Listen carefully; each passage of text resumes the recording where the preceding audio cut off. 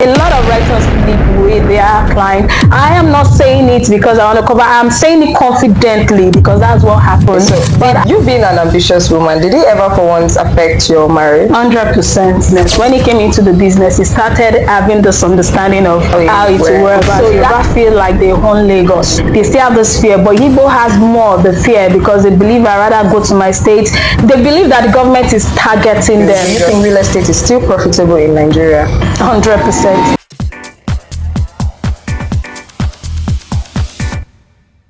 Hello everyone, welcome to this week's episode of Fact or Fact, the podcast where we speak fact and fact only. And of course, I remain your host, Omotola, and today we'll be talking about an honest conversation, real estate. Is real estate a career or a business?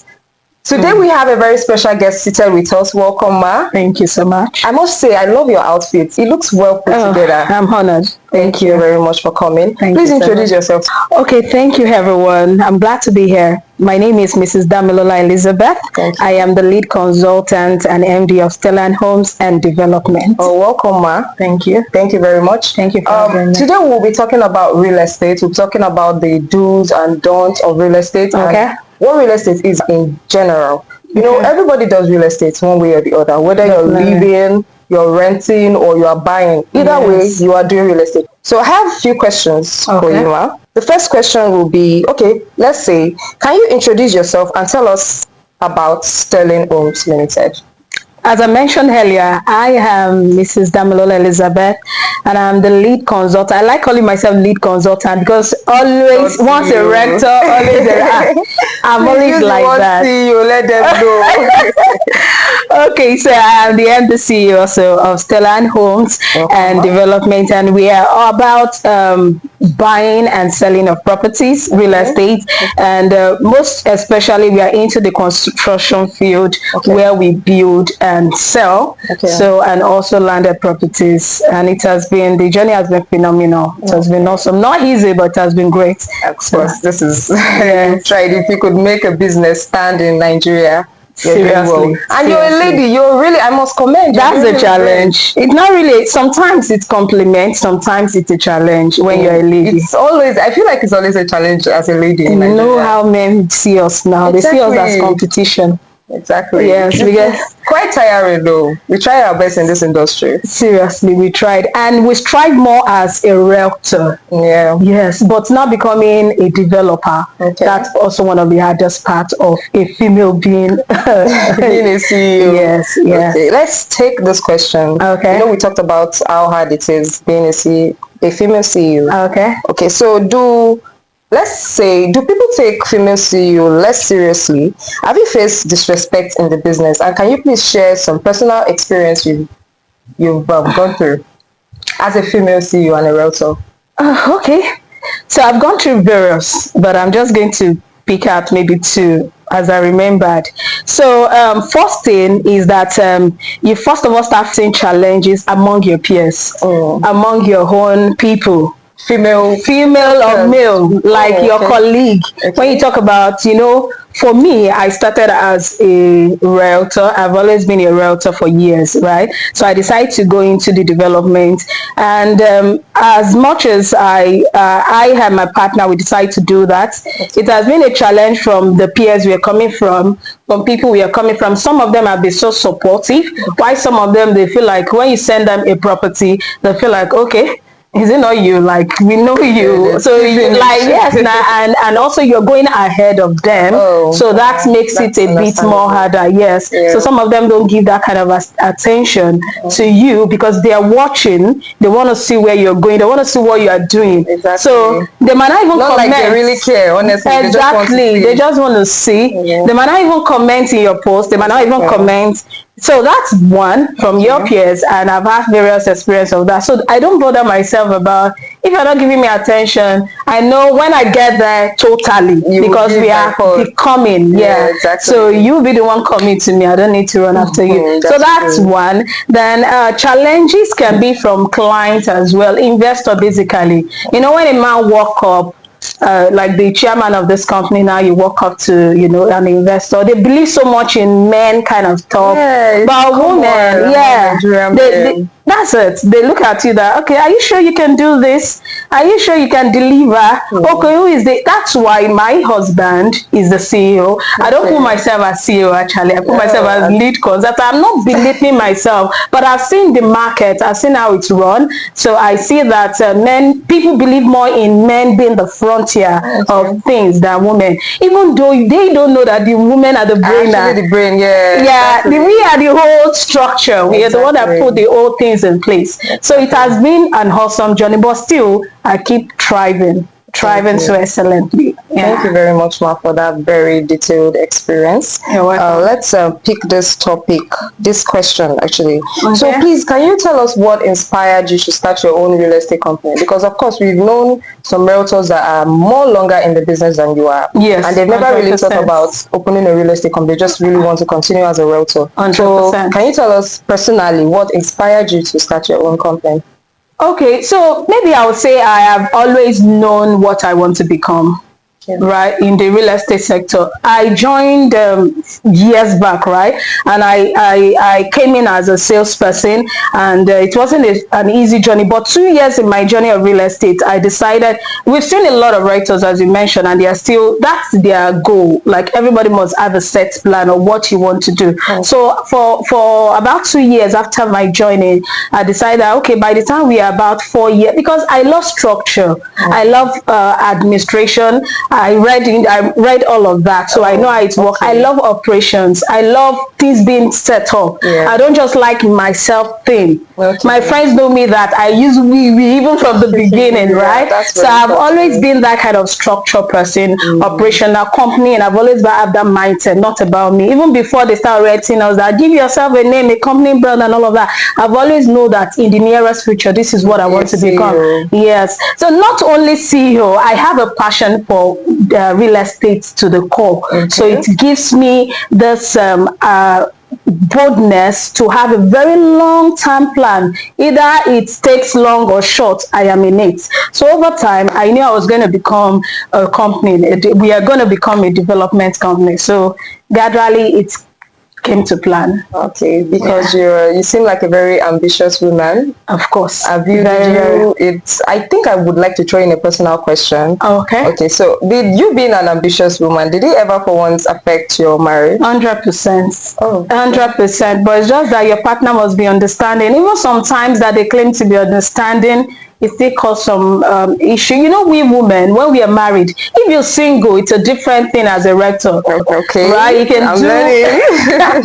right? And you can go out there, and you know, our business is marketing and sales, so you can go out there and come home 9 o'clock at night, 10 o'clock. Nobody is going to question you, maybe parents, especially when single ladies. But men, you know, they just have this, even though they trust you and all, but they just have this idea that you're going out to meet a man in a meeting, you're going to, so that kind of, even though they trust you, as I said, but they are not so comfortable with that. So most times that comes to be a challenge for us as a woman, going out there. I go to meetings. I'm always having meetings here and there, on this island, mainland, and everywhere. Even sometimes I have to travel. And they feel like, okay, most times it's men that buy from us, most times, and they feel so kind of, my husband sometimes feel uncomfortable. But, you know, gradually, he came into the business. When he came into the business, he started having this understanding of how it works. So that's reduced that because he joined on the long run, not from the beginning.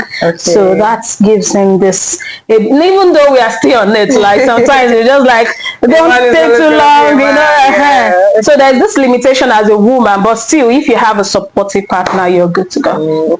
So the key word is a supportive partner. Yes, and trust. Understanding. Thank you. Let's talk about this industry question.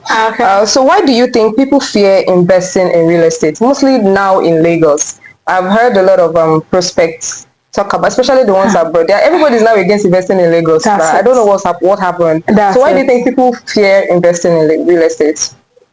Okay, for me, why people fear investing in real estate in Lagos is because most people, actually, most of them are Igbos, right? They are not Yorubas. Yoruba feel like they own Lagos. Yeah. So most of even the Yoruba that feel like they own Lagos, they still have this fear. But Igbo has more of the fear because they believe I rather go to my state. They believe that the government is targeting them. Lagos, yeah. And I've tried so many means to. I'm still looking at how we're going to do so a kind of what's it called? A conference. A conference, yes, that you're going to bring majorly the Igbos to bring top real estate gurus to let government officials, you know, idea. yes, to explain to them that we are not targeting you people, but till now, no matter how you say it, even on advert online, they kept commenting, no. So Igbos are the major people that are afraid because they feel the government is targeting them. So, dealing with that issue, do you think real estate is still profitable in Nigeria? 100%. Real estate is an ancient. It's not something that just started and will stop. Exactly. It's something that has been an ancient means of. If you don't own real estate, how do you want to be comfortable? Well, some people do that in life. They feel like, well, I cannot come and kill myself. I can wake up tomorrow. I can sleep today and not wake up tomorrow. Let me use my money to buy clothes. Let me use my money to buy. But the Bible says a wise man leave an inheritance for his children and his children's children. Exactly. And aside that, there's this kind of confidence you have when you have property. So it's not even about now that real estate has come to play. Real estate is profitable. There is always a challenging period, right? There is, but with all of that, every career, actually. Yes, exactly. And it has happened. Even in the past, there have been some. When I read through history of real estate, there has been some past time where there is in fact, more difficult time than this, that there was an issue about real estate, people being skeptical. No, but at the time they overcome. That was around 1925 thereabout. Oh, it has been like that for years. For years. Okay. At the time, though we've not gained independence and all. I'm talking about the worldwide kind of real estate, because real estate is not limited to Lagos or Nigeria alone. At the time, about 1969 thereabout, there was another challenge about real estate, but over time people cannot do without owning property. So the challenge will always come, and this can be a season for it, but real estate has come to play. It will never go out of date, because people actually buy property every day. It's a lifestyle. It's a life. Like you can't do without owning a property. In fact, if at 40 as a man and you don't own a property yet, there's this inconvenience. You will just be thinking that, what am I using my life to do? Exactly. Like some of them don't care. They can have a car, they can have all of those luxury stuff. Misplaced priority. Yes, that's misplaced priority. But when they start having a family or they start having a focus, they realize that real estate is something I need to own. More than a car. The car is a lifestyle, you have to use it daily. But real estate supersedes all kind of gold has been there for long, stock, bonds, all of that has been there, but real estate supersedes all overall. So it's not something that will run out of date. You talked about an issue that occurred in the 90s that you read about. Could you please shed some more light on that? Okay, so basically in the 90s, let me talk about Nigeria real estate right now. So Nigeria real estate consigning is still related to tribe, because then they are trying to, Lagos was trying to balance to know who owns Lagos or not who owns Lagos, to know other states. You know, it's 1960, we just gained independence around that. So I'm talking about 1968, 1960, yes. So real estate has not really been stable in Nigeria because we are just being colonized. I mean, we're just gaining independence from the colonization and all. So eventually, it's a kind of thing that shakes people when it comes to, you know, who owns this place, who owns this land, who not own this land. You understand? Especially Lagos. Yes. So it's something that shake. I can't remember the government in place then, but before it could now create a kind of law, there's this normal law that follows. In fact, those were times that law of property started coming up, the legal part of property ownership in Nigeria and all. So it shook people because they were not sure of where is my possession, where is not my possession. So, but when people now started getting their stand to know what I own and what I don't own, or this person own, so they started taking possession of those. Yeah, so it now became stable. So I can actually imagine that, because imagine me just coming back from independence, just gaining independence. I'm just exactly. going to pick one acres, like 1,000 acres of land, and say And I own it. Something exactly. like that. So I can imagine the chaos back then. Yeah. Okay, so let's pick this topic up as a realtor. Okay. Let's so we heard that we've heard so much about realtors in the industry. So why do Okay. you think clients lose trust in realtors, and what mistakes do you think realtors make? A lot of mistake, actually. We made a lot of mistake, not being professional, not being trusted. We are most times some of these rectors are after what we can make out Exactly. of it. So in fact, most rector, I would say like 70% of rector, they enter real estate because of the money making. I think everyone did though. I think it Everyone, was along the line we understood that this was thank you. Yes. more of helping people. If it took me, this took me back to when I started. I started as a rector, and at first I was just after the money because I was tired I of mean, yeah, of course. exactly. So I didn't know how to do it better. Yeah. I just, in fact, when I got my first client, I was shocked because I wasn't even expecting him to buy. I thought he was pranking me because I just posted on Facebook. Somebody posted on Facebook, just like they always tell us, oh yeah, post on your social media, post this and that, let people know what you're doing. And I just posted, I was like, I tried that for like 2 months. So the person just said, you want to get social land at social place. So I never knew it was real. So I never got through a lot of training and knowledge. So as a result of that, I made a lot of mistake, by the way, by making the clients, not doing normal Proper verification, due diligence, yes, not being professional enough. I'm speaking, what I'm talking about is what affects most of this rector these days. We just want to make the money. We don't do things the proper way, the way we are supposed to do it. So that's just part of the mistake we make. And boundaries, yes, you have to have boundaries between you. A lot of writers sleep with their client. I am not saying it because I want to cover, I'm saying it confidently because that's what happened. But I love our ladies. So a lot of ladies realtor, you have more advantage when you're single, so it gives you room not to have so much boundaries. But I love some of these our ladies. They know what they're doing. So as a result, they take their stand when dealing with clients. If you want to buy from me, buy.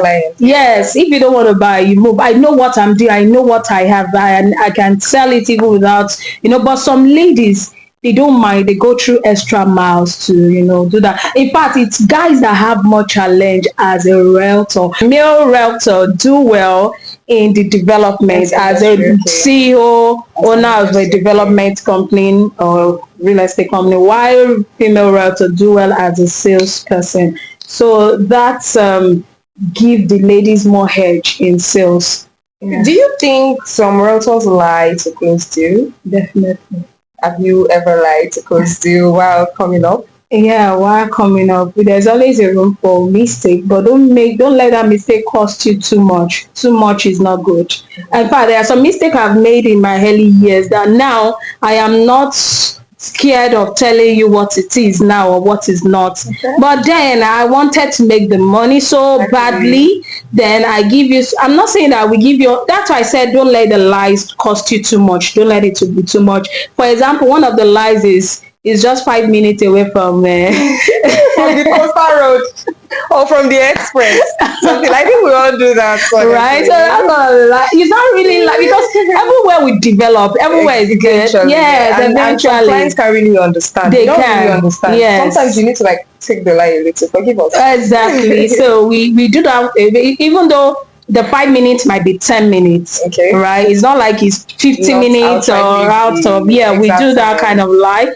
Then sometimes you are not sure of the title of a property. So you just come up with what does it, then we don't even do all of this search we're doing now, right? So we just want to sell. The client self don't bother about documents. It is just this last 2-3 years, all of these. Yes. So they might ask you, I've given a client a Gazette property instead of like I told him CFO and it was a Gazette, right? So I never knew until even me too. I wasn't doing such. I wasn't really knowing the title too much then. That was like early 1 year and all of that. So even now till now, some people do that. Some newbie, they just want to give some small white lie to close the deal. So it happens. But in all, the lie shouldn't be too extreme, right? It's not like property does not have a title at all. I tell the client it has a title, it's so wrong, and other things like that. So do you think a realtor can make it or be successful in this industry without lies? 100% we can. Can with 100% honesty, without lying about documentation, no little white lie and proximity. Well, you're right. That's to a large extent. Some clients don't take the truth. When you tell them this is it, it's a dry land, and maybe there's a little water there and all of that. But once you hear water, like They will run. Like you have to say it's 100% dry land. That's true. so, well, it's not fair. Seriously, it's not fair. But clients too, they need to be educated and not feel like whatever we are telling you is to the extreme, right? Right? We might be telling you this is the title, and maybe you go do your search and see, that, for example, now a land, you as a writer, you feel a land has a CFO. Okay. If the CFO is a normal title, and you're sure. Yeah. But you yourself, you've not done the search to know the extent the CFO covers. Yeah. And at the end of the day, the CFO does not cover others. Maybe All just the 5 lands, acres out of 10 acres. Yeah. And you wouldn't know, but you are selling it. At the end of the day, the clients will think you're lying. Exactly. But intentional lies as well, just like the lie of how far it is and all of that, is not. So we can, but it's clients. Clients need to make us tell them the 100% truth and take it and buy it. Like if we are telling you that right now, as I've said, I've learned that I don't call white black for clients. I tell them what it is. Yeah. So if you want to do, you do. But for the early times, I was not like that. So every rest of exactly, give them some. Yes, some of them don't know lakwe or leko or whatever. They feel Aja is the diaspora. Yeah, exactly. Right? They feel like Aja. If you tell them lakwe, they'll tell you that's not Lagos. That's Ogun State. Let me even make you laugh. I went to Banana Island one time to market, right? And I see this lady's jogging, and I step out of the car. I say, "Hello, lady there," and you know Banana Island body ladies now. You're not like, I have a property for you. You say, where is it? I say it is at where did I say it is? Yeah, I said it is at Aja. I can imagine. Ikota, not even Aja. It's still close Hey, I know no, I'm not going to Ekpe. That's too far. I said, so you in Ikoyi, you don't know Ikota. Are you serious? That's very so that some of them feel like Lekki is the last. Yeah, you know, exactly. even diasporas, they feel like Aja is the last. So when you're telling, sometimes you tell them is at Aja, whereas it's at Shango Tedo or Abijo. Yeah. So those are the white lies that people give. Okay. Yeah. So in your honest opinion, seriously, honest opinion, is real estate a clean business or a dirty game? It depends on the way you put it. It's a dirty business with government because government has been so terrifying. So yes, it is. They've been so threatening and they didn't make the real estate a business of transparency because I've settled with you as a government and the family we are dealing with and all of that is done. And eventually I've put it out there to my realtor, to my client and everyone. But all of a sudden you come out and just scatter the whole structure for us. So how do you... Yeah, so you will want to cover something. Hard, yeah. You understand?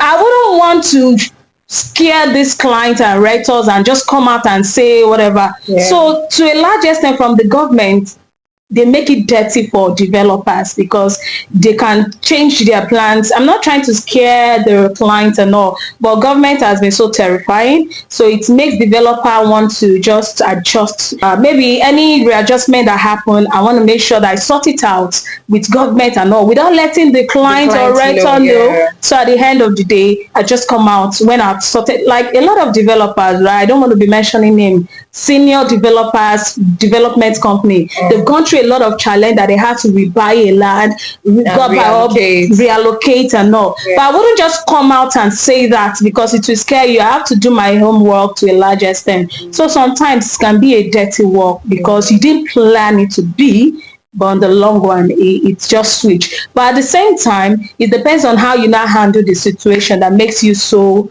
a person of integrity. Yeah. What is the one honest truth about real estate in Nigeria nobody talks about? Okay, so one honest truth that is really true, because some of them might talk about it. Sorry for twisting that, but they are not really, they don't still believe in it. So it's also a true, but they don't believe. And that is location, that no location is far. No location is far, because every location we appreciate at its stage. Yeah. Right? So for example, Lekki Epe Expressway, now nobody believed in all of this location years back. Doubting. My dad had a property in Ikorodu, and they brought him to God, they brought him to Aja to come and buy acres of land. Can you imagine that Aja was more cheaper than Ikorodu? Yes, like 30 Did years. he help you bought? He never bought. Oh no. That's that would have it. been a gold mine by now. Exactly. So it felt like, hey, then they have to, he wasn't exposed like this. They have to enter canoe or water. There's a name they call all of this Aja and Lekki those time, Morocco and all. Yeah. So it's about 35 years ago. And it felt like, hey, Korodu, that it's already coming on, no water issue, peaceful issue. And now, Aja is far like 200% higher than Ikorodu. And it keeps growing. Exactly. So my father bought at Ikorodu, built his house there. Imagine if I had my father bought that acres of land in Aja. So no location is far. Every location appreciates. Ikorodu appreciates, but it's just the rate at its appreciation. So now I think it's more higher here in Ibeju-Lekki. Definitely. Let's say put together all of this place. So no location is far when it comes to appreciation. It's just that the appreciation differs. For some people, when you give them Modeomi, they start saying, it's far, but they don't know that. Exactly. So it's just the truth, and the people don't want to still take it. Exactly. Why do the smart one took it, and they are, of course. And another thing they feel is, okay, to resell will be an issue. No property is hard to resell. You just need to be patient, right? So that location and appreciation has been a kind of one truth that everybody needs to believe in, that appreciation happens everywhere, especially no matter how distant it is. You feel it's inside. That inside will just grow one day and become exposed one day, and you just like, so this place, so that's one truth. Okay, thank you very much for that very insightful session. You're welcome. So we've come to the end of this podcast. See you on our next episode. Bye. Bye.